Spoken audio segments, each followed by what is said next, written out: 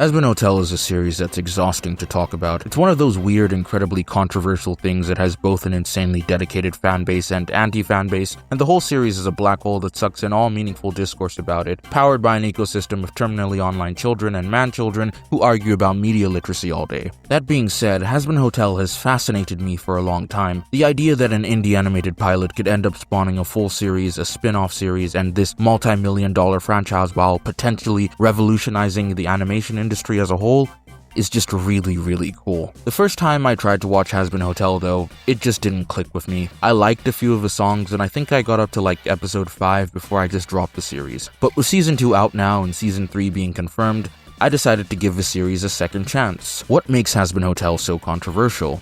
Well, let's find out.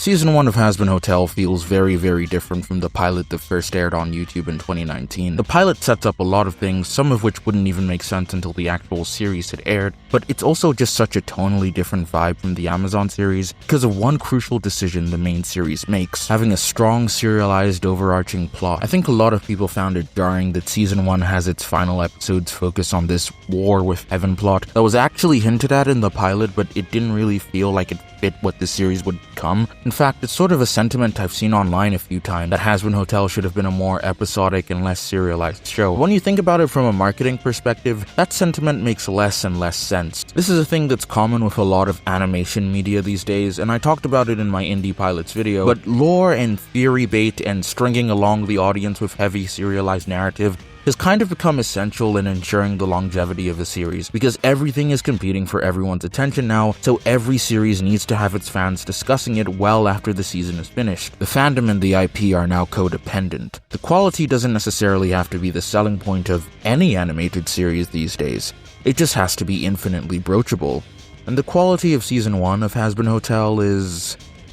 well, it's inconsistent. Starting off with some of the positives here, the animation for Hazbin Hotel is pretty consistent and well made, all things considered. There's a bit of jankiness in the first few episodes, but there's nothing here that stands out that much. The vocal performances are also a surprising step up from the pilot. All of the characters were recast, and with the exception of Alistair, I think everyone just sounds better. And with Broadway talent actors comes what is easily the best aspect of Hazbin Hotel.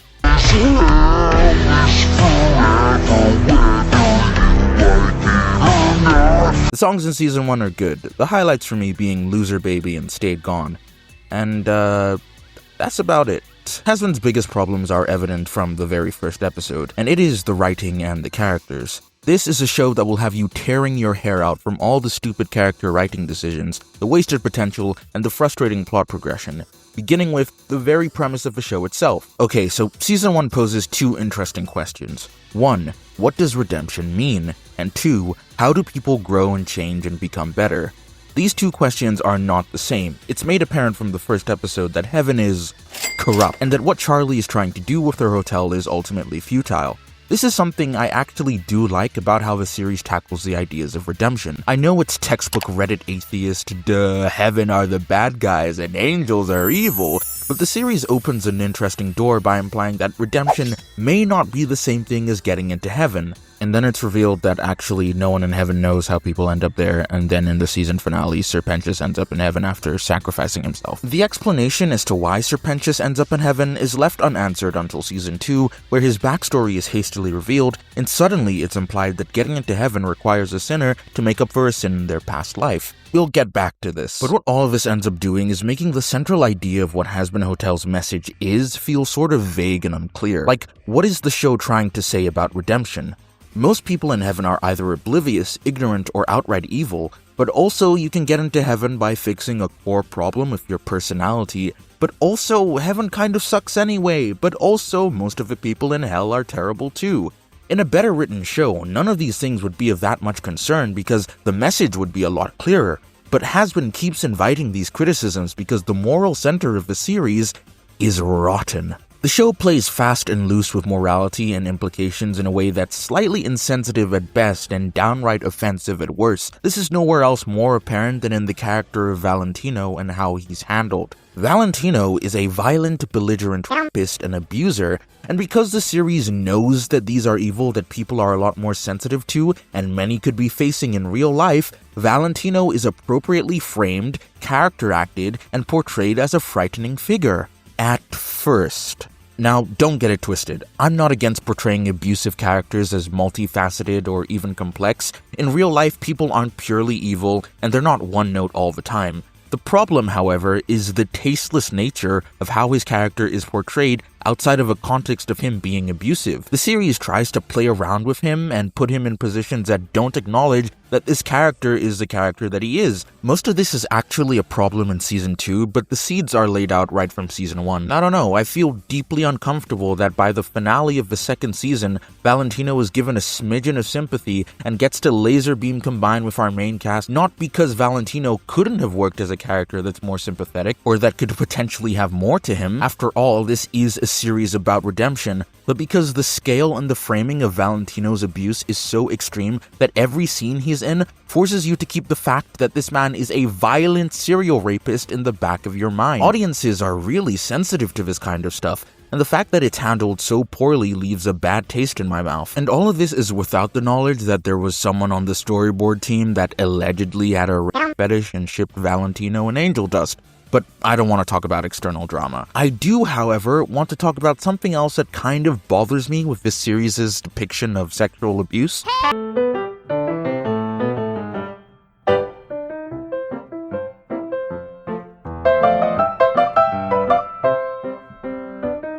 Consent, but Valentino doesn't know what that means. He just thought it was a cool word. He thought it was a fun word. He's like, yeah, someone mentioned this. He heard it Understand. once. Yeah, someone was like, did you ask for consent? He's like, that's a good bar That's name. a great That's awesome. Yeah, I don't know what that rad. means. All of that being said, with all the flaws I've just been ranting about, Angel Dust is easily the best character in the first season. While I wish his story was handled with a bit more restraint, he and Serpentius, to a much lesser extent, are the only characters that have any sort of meaningful development throughout the first season. And why Angel Dust works is because his situation isn't just shown, it reflects in basically all of his character interactions. His lack of self-confidence stems from his abuse. His hypersexual facade is a coping mechanism. It's why getting to see him actually stand up for himself through the help he earns from his support circle is so satisfying. It's why Loser Baby is such a good song, even disregarding how catchy it is. I really like that its message is about the importance of finding solitude with others who are going through similar circumstances. It's presented in a sardonic, tongue-in-cheek, and kind of crude way, but it fits well with the show's tone and character. Now, I don't think Angel Dust is handled perfectly, like I said before. They needed to have a bit more restraint with the assault stuff,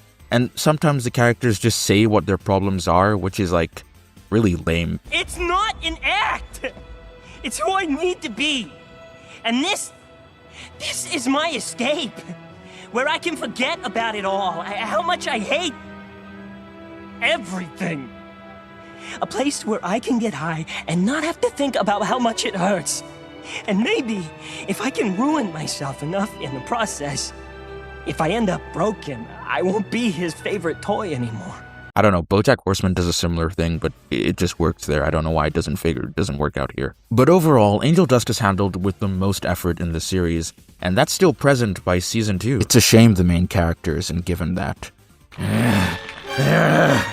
Now listen, I ain't no hero of feminism or anything like that, but Hazbin Hotel is gonna pay! Charlie might be the most obvious example of it, but it's her girlfriend that gets the worst of the misogynistic mistreatment. She might as well not even have a name, because her being Charlie's girlfriend is her only personality trait. Like, here we have a character who was an ex-angel that had her wings ripped off and was left for dead, and somehow the only thing that the series seems to care about is how good of a partner she is to Charlie. Her being an angel and that being treated as a huge reveal does nothing for the plot or her character. It's just to add relationship drama. You'd think Vaggie would have more opinions on redemption and all of this shit because of what happened, but she really doesn't get to say. And we don't get to know. No, seriously, if Charlie was a guy, this would be treated as arguably one of the most socially regressive relationships ever put to modern television. But what Hazbin Hotel considers to be progressive and what it considers to be sensitive is so skewed sometimes that it unknowingly creates some of the most unintentionally myopic writing choices ever. And nowhere is that more evident than in Season 2 and Hazbin's take on Heaven vs. Hell.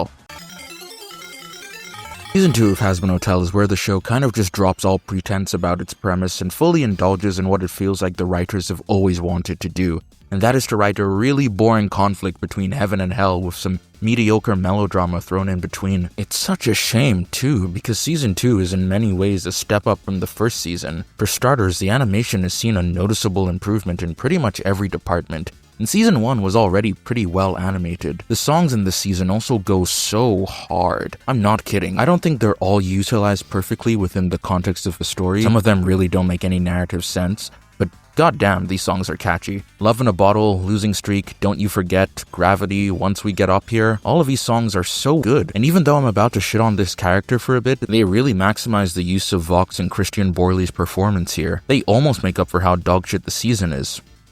Almost. The biggest problem with Season 2 is that now it has to answer some of the big boy questions set up in Season 1, like how does redemption actually work? Why did the exterminations take place? What's Alistair's deal? What's up with Lilith? What's up with Lucifer? All of these questions are more or less answered in ways that either raise more questions or ruin previously established elements of the series.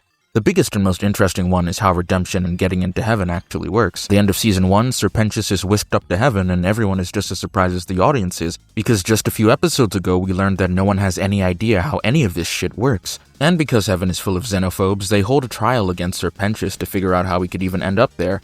So it's established that getting into heaven requires you to make up for whatever your biggest sin was in your previous life. Thus, actual redemption, like in the sense of becoming heaven-bound, is something that's achievable. But heaven is established as a pretty insufferable place to be. So with all of this being established, this is probably where you'd expect the series to start challenging what redemption even means. Maybe redemption for the people that stay at the hotel becomes less about trying to get into heaven and maybe becomes about changing their lives for the better. No! You know, it's very strange. Hazbin keeps insisting that redemption is one of the main themes of the show, but it only ever engages with this theme in superficial ways. There's a really interesting scene in episode 3 of this season where Vox challenges Charlie's naive ideas of redemption by asking if she thinks that he could be redeemed. And that's like a seriously cool question that the show poses at not just Charlie, but to the audience as well. Like everyone in hell is messed up to some degree, but to what extent can they be forgiven and given the chance to better themselves? And then the series begins its redemption arc for the arbiter of a genocide. Sarah is easily the worst character in this show, but she's also representative of Hazbin's inability to make any sort of meaningful moral conflict. The trouble with writing a character like Sarah is that atrocious acts such as genocide are never the result of just one person's choice, and I think Hazbin inadvertently tells on itself with her character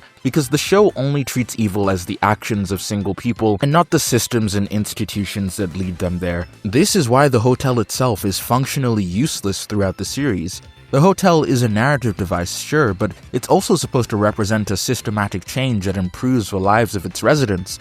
But Hazbin doesn't acknowledge that institutions and systems are the problem, which is a weird angle to take for a series that has the conflict be between heaven and hell. Like, I cannot imagine a more suited premise for the discussion about systematic morality.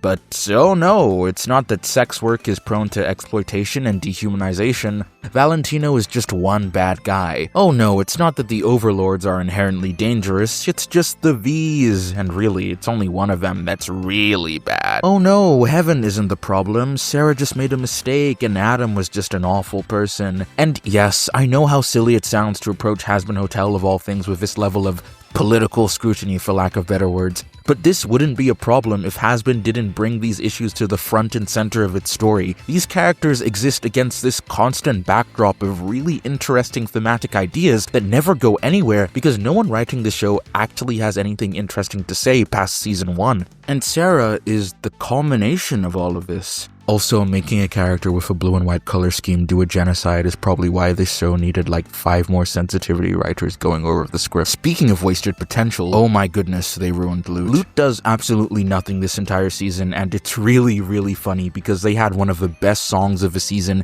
dedicated to Loot going crazy and declaring that she's gonna have her revenge and slaughter everyone for killing Adam, and then nothing. She mildly antagonizes Penchas for being in heaven, and when it comes down to the final fight of the season, she gives it all up because Abel, another character by the way, if you don't know, just tells her to.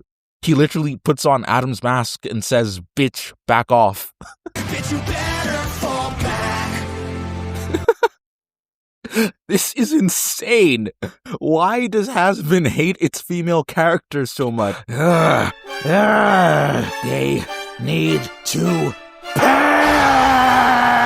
It kind of just ends up being a worse version of Sevica from Arcane, except Sevica actually accomplished something. And yeah, there's still potential for Lute's character, but why even have her sing Gravity and act like we're gonna explore her character when she's just used for the development of someone else who was introduced this season?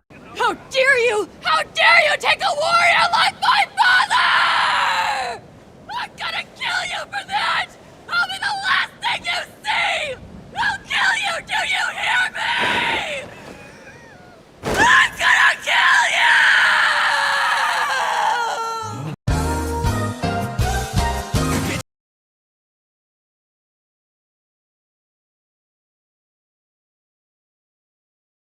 Since Lute does nothing, it's pretty much up for Vox to steal the show, and he both works and doesn't work as the main villain for the season. Vox is one of those villains that works in the moment, but if you take a second to break down his role in the story, it becomes more and more underwhelming. The most apparent issue with Vox is that he just doesn't have any reason to antagonize the main cast aside from Alistair. And Alistair, he fucking sucks this season, I'm sorry, I just have to say it. If they had just given a bit of the screen time that they gave to Vox to allow Lute to actually do something, this might have not been an issue, but because Vox is front and center, it means that he's the one who has to carry the conflict of the whole season, and it's obvious that not everything was well thought out with him. For example, in his flashback sequence, we see that as a human, he was pretty much obsessed with being in the spotlight and having all the attention, and this tracks with how we see him in the current events of the season. It's one of the reasons why he ends up losing in the finale.